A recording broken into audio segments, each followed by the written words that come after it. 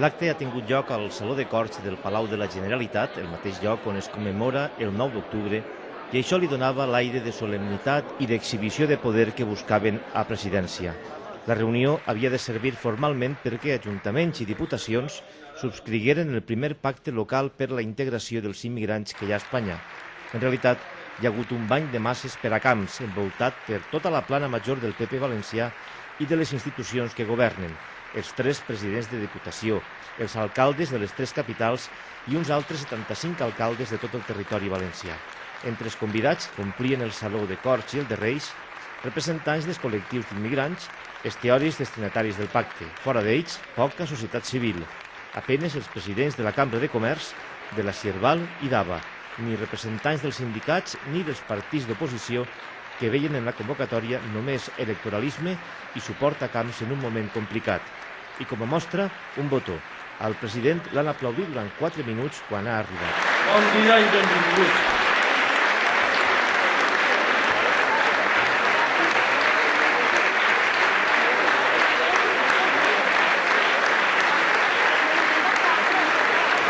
Es todo un orgullo para nosotros que ustedes pensaran que el mejor futuro personal o familiar o el mejor futuro para sus hijos pasaba por vivir y trabajar en nuestra comunidad.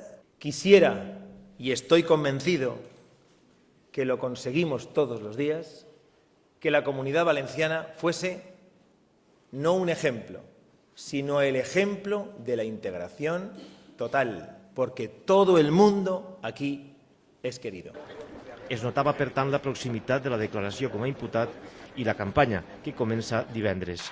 Poques setmanes abans de cada convocatòria electoral, el PP així sol muntar actes amb immigrants, els romanesos, els búlgars i altres comunitaris voten, i també amb el poble gitano.